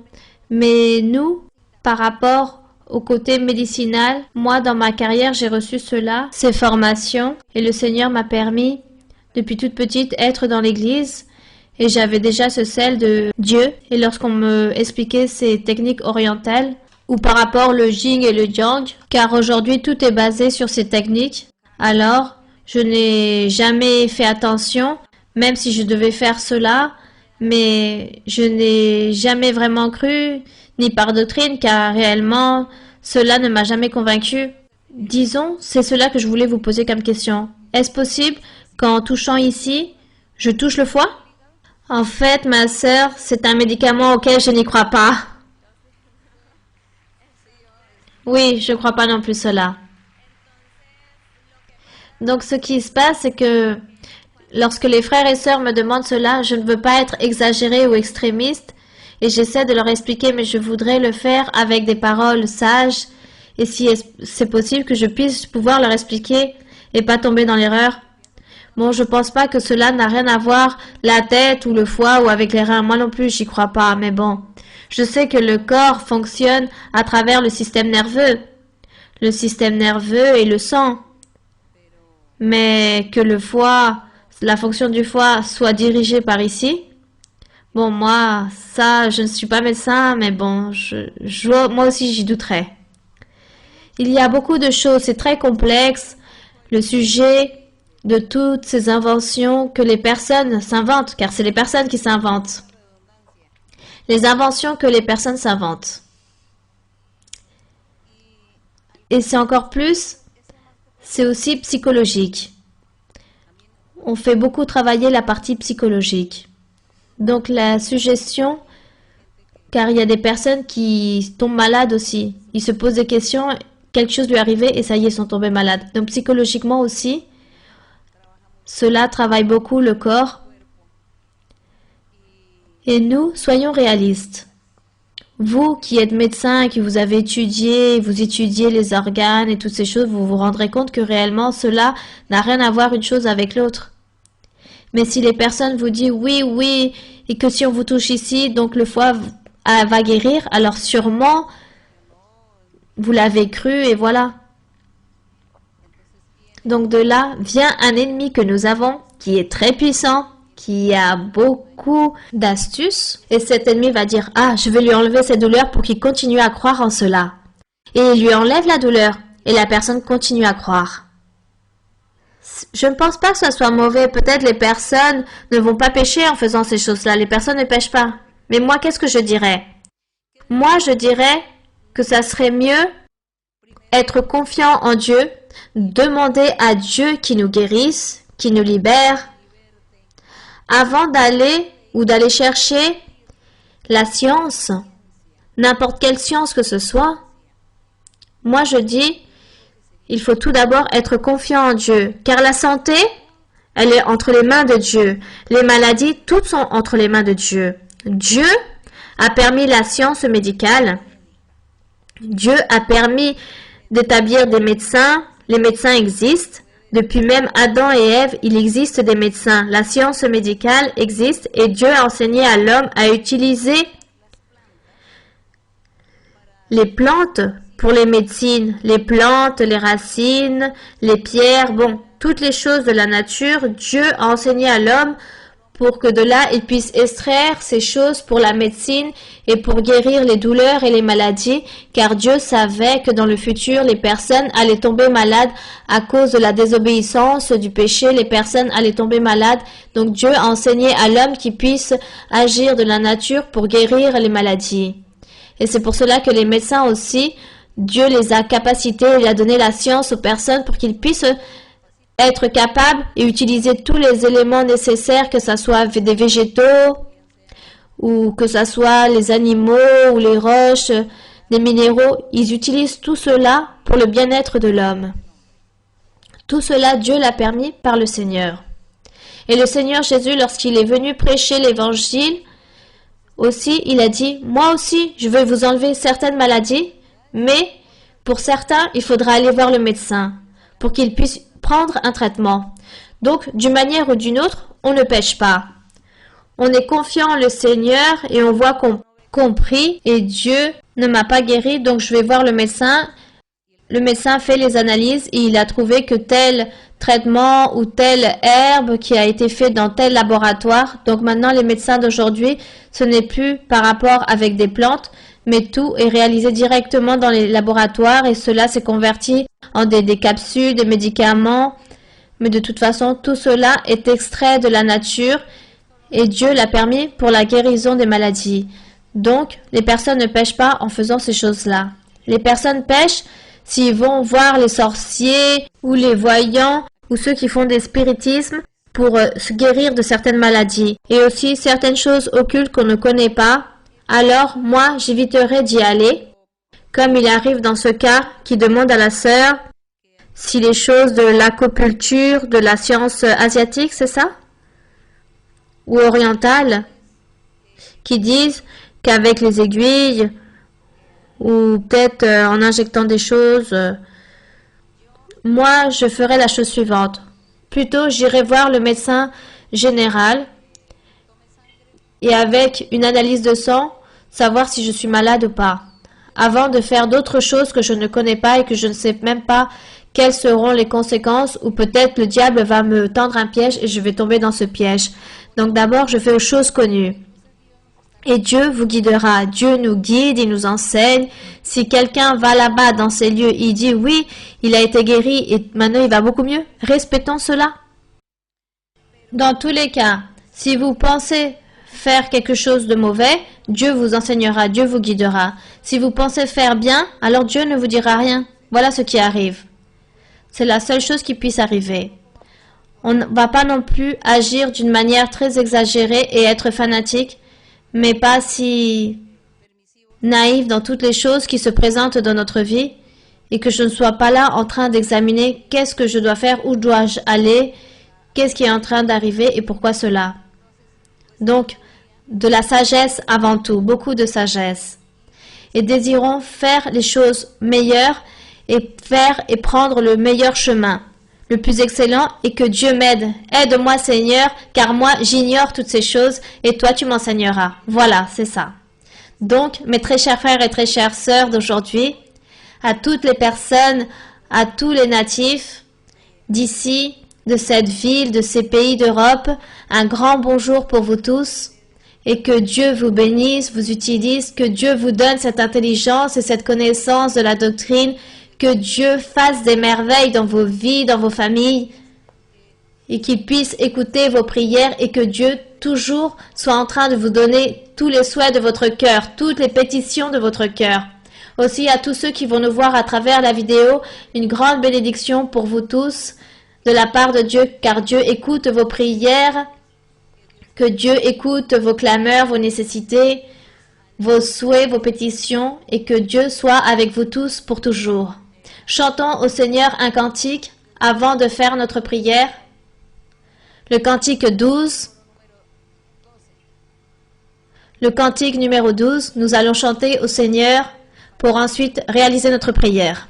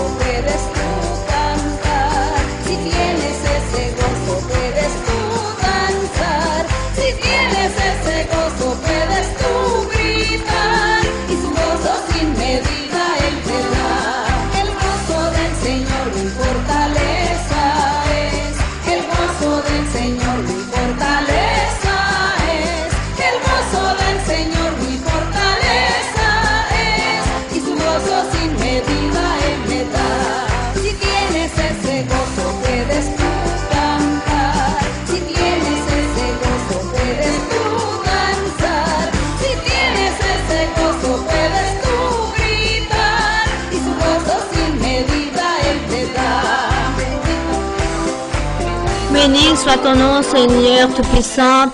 Nous te remercions, Seigneur, en ce moment, car nous avons été devant ta présence avec ton permis, en train de lire la Bible et en train de méditer dans certains versets de la Bible, en train de méditer en ta doctrine et en tous les enseignements de tout ce que tu nous as donné, de tout ce que tu nous donnes, mon Seigneur, pour méditer, pour apprendre, pour nous supérer, pour que dans notre vie spirituelle puisse grandir, pour que nous ne puissions pas nous affaiblir dans aucun moment de notre vie, mais que nous soyons forts et courageux, et que toi, Seigneur, tu sois en train de nous fortifier chaque jour.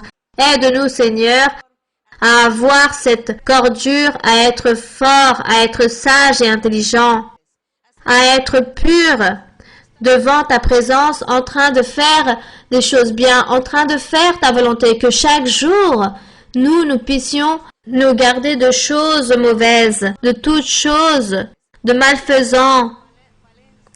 Seigneur, que nous puissions réussir à progresser chaque jour et comprendre, car c'est là, Seigneur, où arrive la sagesse et l'intelligence, la crainte, croire, se préoccuper pour toi, pour que tu puisses faire des miracles, des prodiges, que tu tendes ta main, mon Seigneur, et que tu sois en train de libérer, en train de réaliser des miracles, en train d'enlever tout mauvais esprit des corps, détruis tout pouvoir du diable, des corps, des personnes, Seigneur, tout mauvais esprit, Seigneur, qui soit chassé des corps, et que chaque personne, chaque homme et femme puisse être pur, puisse être libre, mon Seigneur.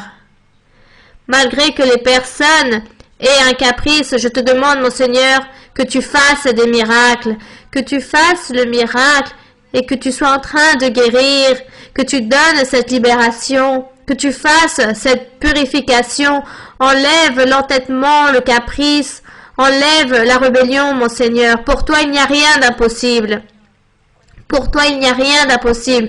Au nom de ton Fils aimé, notre Seigneur Jésus-Christ de Nazareth, je te supplie, mon Seigneur, que nos prières puissent être écoutées, que nos prières, nos clameurs arrivent devant ta présence, que nos prières, mon Seigneur, arrivent devant toi, et que tu sois en train de nous écouter, que toi, Seigneur, tu puisses nous répondre, que tu puisses nous accomplir, nous donner dans nos prières. Donne les pétitions qu'il y a dans notre cœur. Je te demande, mon Seigneur, que tu sois d'enlever tous ces liens, toutes ces chaînes diaboliques. Romps toutes ces chaînes. Libère ceux qui sont prisonniers, mon Seigneur. Enlève les maladies, les douleurs. Regarde, Seigneur, tous ceux qui ont des syndromes incurables ou cérébrales. Regarde les personnes.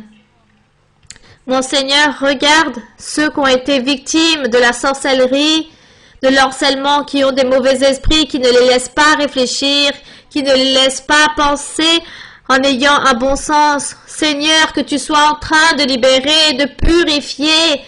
Je t'en prie, Seigneur, qu'il y ait de la liberté dans les vies de chacun. Maintenant, Seigneur, je te demande aussi pour les choses matérielles, tends ta main et que tu sois en train de bénir matériellement en donnant du travail, un toit, le vêtement, la nourriture, l'étude, de l'argent pour payer les dettes que tout le monde a. Je te demande, Seigneur, que tu sois en train de bénir. Je te demande aussi pour les choses spirituelles, que tu sois en train de bâtir avec ton Saint-Esprit. Baptise avec ton Saint-Esprit. Seigneur, envoie ton pouvoir. Envoie tes dons spirituels. Donne-leur l'intelligence, la sagesse. Donne-leur cette connaissance pour qu'ils puissent comprendre ta doctrine, ta parole, ton chemin. Donne-leur cette intelligence et cette sagesse, mon Seigneur. Libère, mon Seigneur. Donne-leur des dons parfaits. Donne-leur le don d'interpréter les langues, le don de discernement, le don de chasser les démons. Libère, oh Seigneur. Libère et bénis. Bénis avec tous les dons spirituels, mon Seigneur. Merci, éternel Dieu. Au nom glorieux de ton Fils, Jésus-Christ, que tu sois béni pour toujours. Merci. Gloire au Roi pour toujours. Gloire à mon Seigneur. Merci Seigneur, merci Père Saint. Au nom glorieux de Jésus-Christ, ton Fils aimé, gloire à notre Dieu. Merci beaucoup. Mes très chers frères et très chères sœurs, merci beaucoup. Merci à ceux qui nous voient à travers la vidéo aussi. Que Dieu vous bénisse. Merci.